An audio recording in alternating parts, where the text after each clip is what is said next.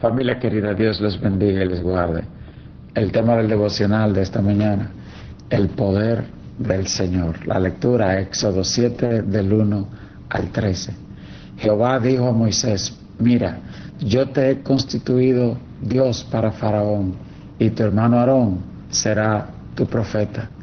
Y tú dirás las cosas que yo te mandé, y Aarón, tu hermano, hablará a Faraón, para que deje ir de su tierra a los hijos de Israel. Y yo endureceré el corazón de Faraón, y multiplicaré en la tierra de Egipto mis señales y mis maravillas. Moisés había estado un poco indeciso sobre seguir el plan de Dios. Como sabemos, cuando Dios lo llama en la zarza, Moisés se opone y pone 4 excusas.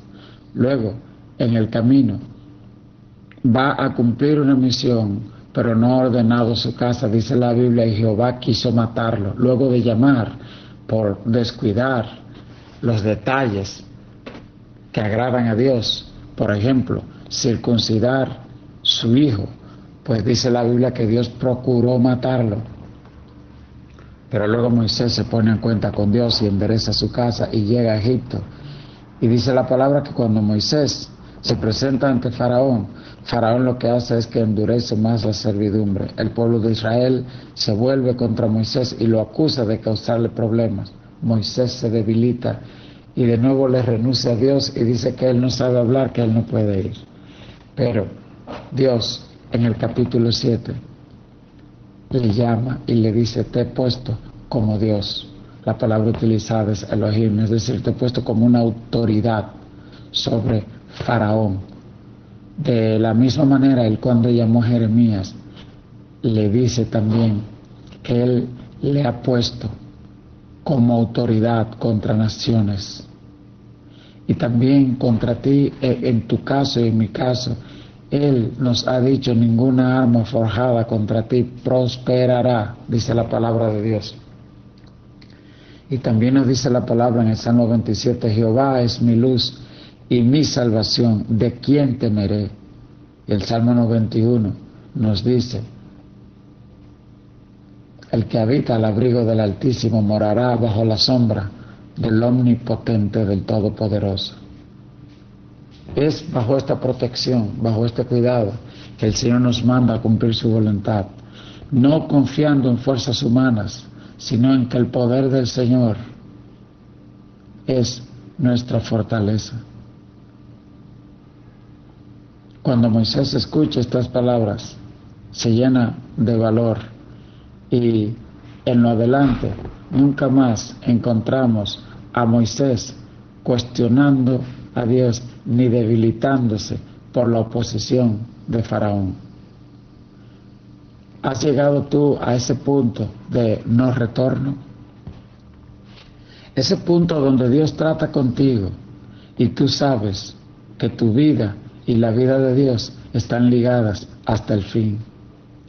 Que tú no tienes vida lejos de los caminos de Dios.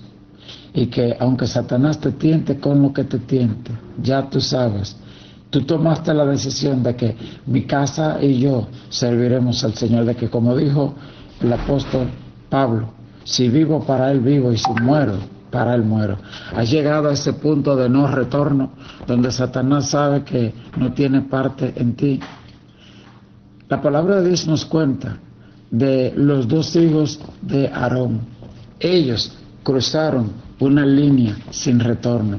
La palabra de Dios dice que sin instruírselo Dios, ellos tomaron fuego y entraron al lugar santísimo, y cuando entraron con fuego al lugar santísimo, murieron. Dios le dice: no debieron entrar con fuego que yo no mandé, fue fuego extraño y por eso murieron.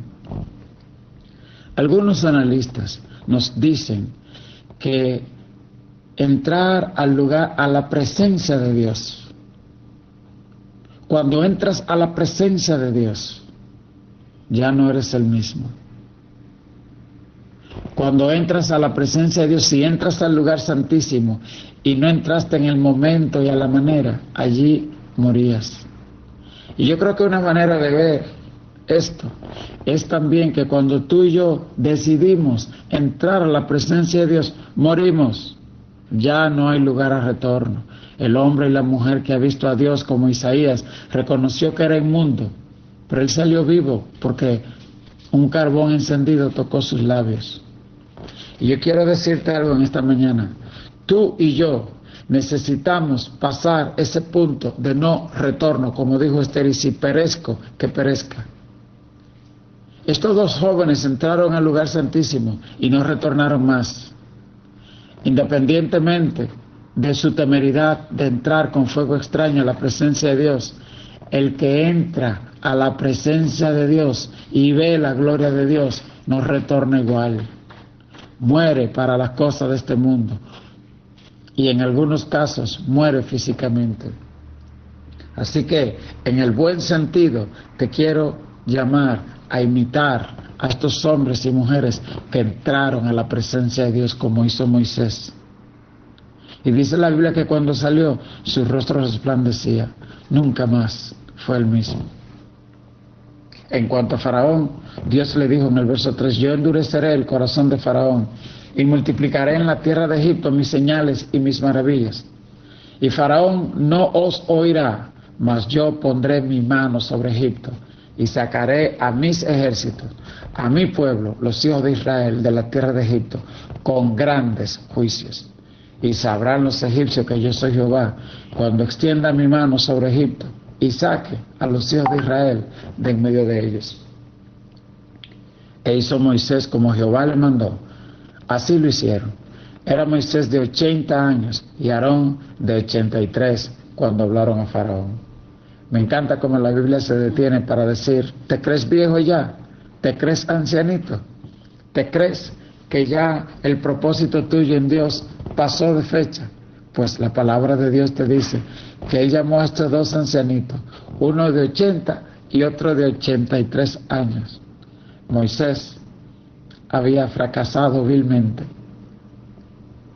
había asesinado a un egipcio y tuvo que huir durante 40 años al desierto. Allí él pensó que ya todo había acabado, pero a los 80 años Dios le entrega una gran misión de construir casa para Dios. Aleluya. Aarón, desde su nacimiento, solo había sido esclavo, pero Dios lo estaba llamando ahora para ser profeta, para ser sacerdote del Dios Altísimo. ¿No será que Dios también tiene una gran misión para ti en este tiempo? Que los fracasos y las caídas del pasado, en vez de verlas como heridas, en realidad son cicatrices, marcas de guerra. Aleluya. Testimonio de que eres más que vencedor, como dice la palabra de Dios. Nos continúa diciendo en el verso 8, habló Jehová a Moisés y a Aarón diciendo, si Faraón os respondiere diciendo, mostrad milagros, dirás a Aarón, toma tu vara y échala delante de Faraón para que se haga culebra. Vinieron pues Moisés y Aarón a Faraón e hicieron como Jehová lo había mandado. Y echó Aarón su vara delante de Faraón y de sus siervos y se hizo culebra. Entonces llamó también Faraón sabios y hechiceros, e hicieron también lo mismo los hechiceros de Egipto con sus encantamientos. Pues echó cada uno su vara, las cuales se volvieron culebras. Mas la vara de Aarón devoró las varas de ellos. Y el corazón de Faraón se endureció y no los escuchó, como Jehová lo había dicho. Vemos que el primer poder que Dios reta son los hechiceros, el espíritu de magia, el Dios de la magia en el cual tanto se apoyaba Faraón. Dice la palabra de Dios que ellos imitaron el milagro de Moisés. Y aquí hay una advertencia para nosotros. Jesús en Mateo 24 nos dice, mirad que nadie os engañe, porque los discípulos le preguntan, ¿cuáles serán las señales del fin del tiempo y de tu venida? Y lo primero que Jesús le dice es, mirad que nadie os engañe. Vendrán muchos en mi nombre y a muchos engañarán. Lo que vemos acá es que Dios ha permitido a Satanás hacer señales y prodigios. Los magos egipcios también hacen que su vara se torne serpiente. Dice la Biblia que la vara de Moisés se tragó las 3 varas. demostrando Dios que el poder de Dios es superior al poder de esos egipcios y de esos hechiceros. Los egipcios creían mucho en la hechicería, pero Dios le demuestra que el Dios de Israel tiene poder sobre Satanás y sus demonios. No sé si eres una persona que estás o ha estado atado a la hechicería, a la santería. Busca a Dios en esta mañana. Te invito a que le recibas, a que le llames, que busques su palabra. Busca una iglesia que ame y que adore a Dios y que enseñe la verdad. Lo otro que vemos con este milagro de los hechiceros es que Dios ha permitido a Satanás hacer ciertas señales. No porque veas a una persona hacer milagro en una iglesia fuera de ella o hacer señales, significa necesariamente que esto es de Dios. Los hechiceros hicieron señales y sabemos que también nos dice la palabra en el capítulo 24 de Mateo que a Satanás le será permitido hacer señales engañosas, porque muchos hombres y muchas mujeres que por su pecado y por todas las veces que Dios ha hablado a su corazón y se endurecen, hay un punto, como dice la Biblia en el libro de Romanos, que el hombre ciega a tal punto su corazón a Dios que Dios se hace a un lado y permite que el corazón de esa persona sea endurecido. Es decir, Dios se retira y Satanás termina de tomar dominio de esa persona, no porque Dios lo haya entregado, sino porque esa persona en su libre albedrío escogió rechazar a Dios de manera reiterada y rebelde, como hizo Satanás. Y así como nosotros podemos hacernos uno con Cristo, la persona desobediente se hace uno con Satanás para cumplir su propósito y negarse a obedecer la voluntad de Dios. Faraón llegó a ese punto de no retorno. Se hizo uno con Satanás y su agenda, a pesar de ver milagros, fue endurecer su corazón. Quiera Dios que este sea el día en que tú escojas no hacerte uno con Satanás, sino hacerte uno con Dios, para cumplir sus propósitos sin retorno, como aquellos dos hijos de Aarón que entraron y nunca más retornaron del lugar santísimo. Salieron muertos de ahí.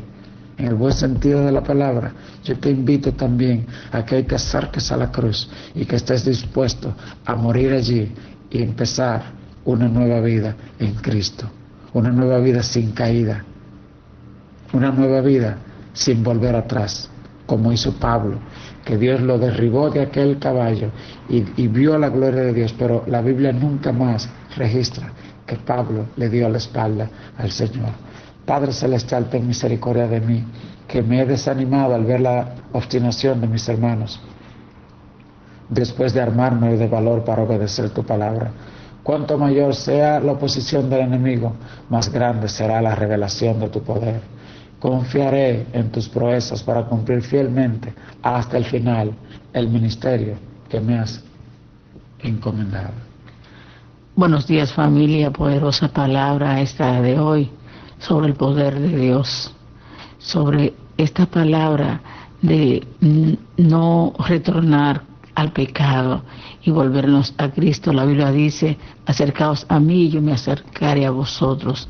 Fue lo que hizo Zaqueo. Se acercó, decidió conocer a Cristo, se acercó de tal manera que dijo: nunca más retornaré a ser un ladrón.